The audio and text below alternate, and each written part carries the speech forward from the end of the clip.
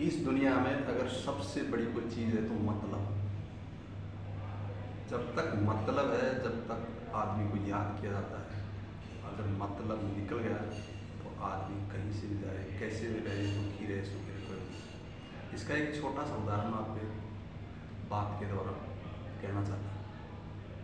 एक मंदिर में एक पुजारी रोज सुबह शाम पूजा करता था। अच्छी तरह समझना इस बात को। रोज पूजा करता था सुबह शाम, एक एक घंटे, दो दो घंटे। और उसके साथ एक लड़का आता था। अब मंदिर और उस गांव के वो दोनों थे, वो लड़का और पुजारी। मंदिर और गांव के बीच में एक नदी पड़ती थी, लंबी नदी, चौड़ी। तो पुजारी आता था पहले और लड़का आता था बाद। लेकिन उन दोनों का भाव अलग अलग था पूजा करने का। पुजारी तो अपनी पूजा करता था रोज, जिस तरीके से आरती करना, पूजा पाठ करना, पाठ पढ़ना,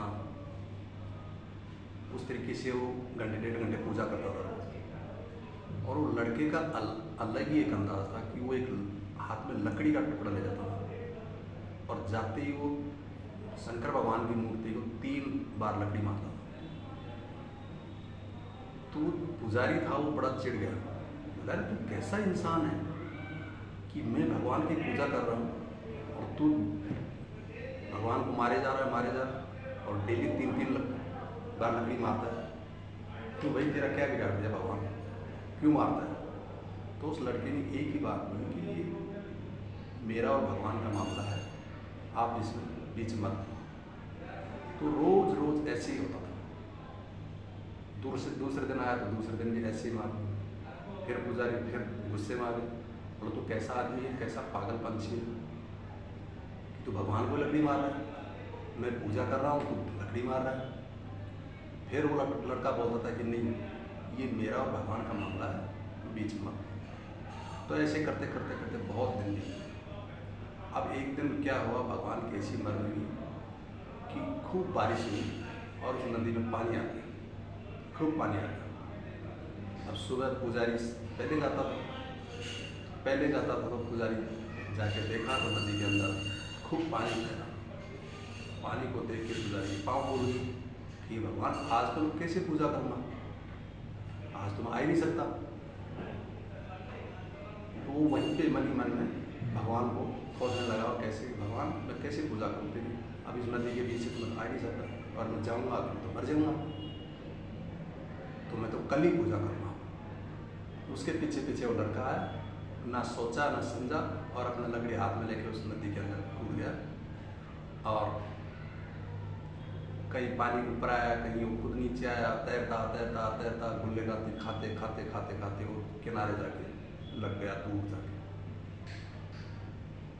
दूर जाके किनारे लग गया। तो किनारे लग के निकला बाहर नदी के पार से, और जाके वो मंदिर में वो ही उसने 3 बार लकड़ी भगवान को मारी। तो भोले बाबा इतने खुश हो गए और वो भोले बाबा प्रकट हो गए। बोला, बोल भगत क्या चाहिए? तो ये नज़ारा वो पुजारी भी देख रहा था, नदी के किनारे बैठा बैठा। पुजारी ने सोचा कि कैसा भगवान है कि मैं रोज भगवान की ऐसी पूजा करता हूँ कि मेरे से बढ़कर कोई पूजा ही नहीं कर रहा,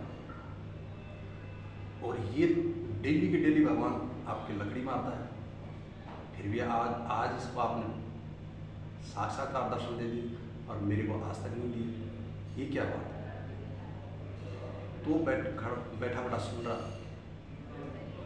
तो उस लड़के ने बोला कि भगवान मुझे कुछ नहीं चाहिए, मुझे सिर्फ आपके दर्शन करने थे, वो दर्शन मुझे हो गया और मैं अति खुश हूँ। तो पुजारी ने सोचा कि लकड़ी मारने से भगवान मिल जाते हैं, तो मैं पूजा क्यों करूँ? तो इसमें क्या भाव निकल गया, स्वार्थ निकल गया कि मतलब पुजारी ने अपनी जान को बहुत कीमती समझा, उस पूजा को कीमती नहीं समझा, और उस लड़के ने अपनी जान की बाजी लगाई। अपनी जान की परवाह ना करते हुए भगवान की पूजा में वो लीन था, चाहे वो कैसी भी पूजा करा, लेकिन कर रहा था। तो यहाँ मतलब उस पुजारी का निकल गया कि अपनी मतलब जीवन को ना खोया जाए, तो पूजा तो मैं कल भी कर लूँगा, लेकिन मैं मर ही जाऊँगा तो कहाँ से पूजा करूँ। लेकिन इसमें स्वार्थ हो गया, स्वार्थ भाव है। तो कहने का मतलब ये है कि स्वार्थ कहीं भी आप लेके जाइए तो स्वार्थ भाव से आप जो काम करोगे वो कभी भी आपका सफल नहीं होगा। तो निसंकोच एक बेस्वार्थ काम कीजिए, आपका बिल्कुल काम 100% होगा।